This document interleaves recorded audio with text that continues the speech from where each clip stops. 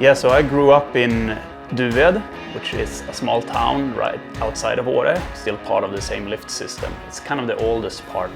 Åre is about 1,500 people, and Duved is less than that, it's 500, and even less when I was a kid. So a very small place, but very nice place to grow up.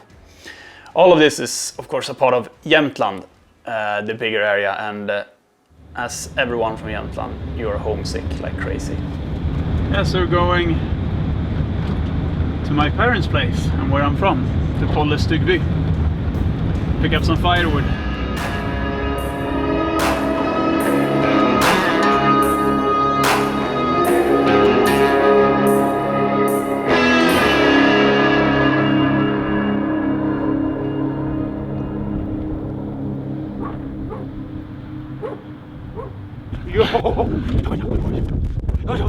This is my dog.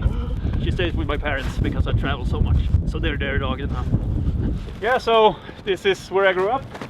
My family farm. It's a farm with no animals. It used to be a farm. The training program in Duved as a kid was get firewood, get more firewood, and keep getting firewood. You never know if it's gonna be really, really cold one day. It's 100k each direction, it's wilderness, so you can sort of get away.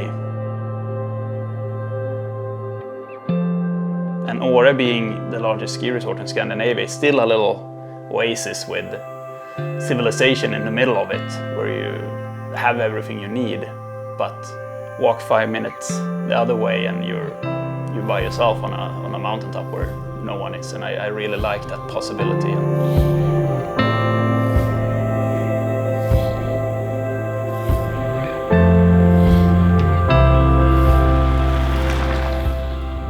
This is Hammerbacken in Duved.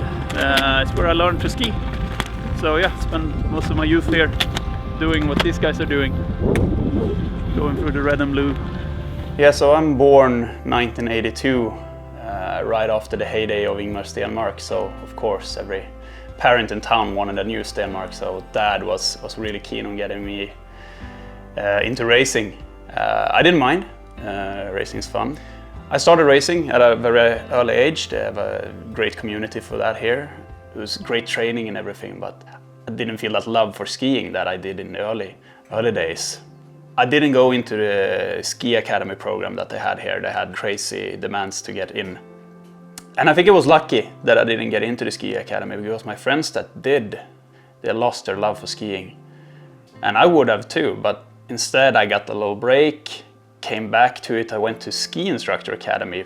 There I met a bunch of people that had a different approach to skiing and a different background than I have, and for them the love was still there, and that sort of was a little bit contagious. I started watching ski movies and realized that it is actually some skiing to be had outside the groomers as well.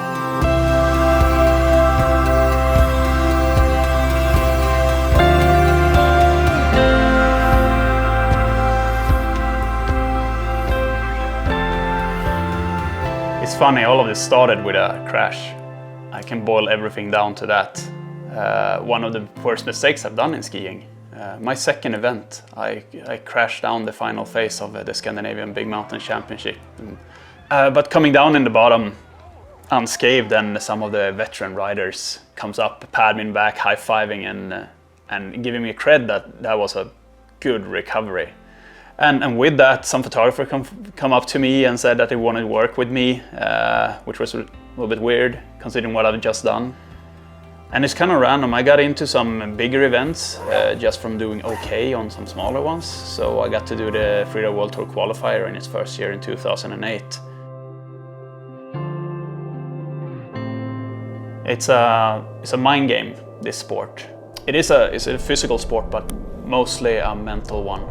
It's a struggle against yourself, basically, to set up a goal, what you're gonna do, focus on that, and actually do it and not back off. So it's more of a competition with yourself than your fellow competitors, because they're going through the exact same thing and you have no idea where they're gonna ski or what they're gonna do. Hope for someone else to do it bad or something, it doesn't help you at all. So might as well high-five each other and help each other out when we can, and you have a much better time. A day on the mountain beats everything, I think. out there with friends, go fast, go big, go slow, go weightless in powder, just enjoy the scenery, go in for a cup of coffee. All of that is just, it's what skiing is for me. It's just a bunch of fun.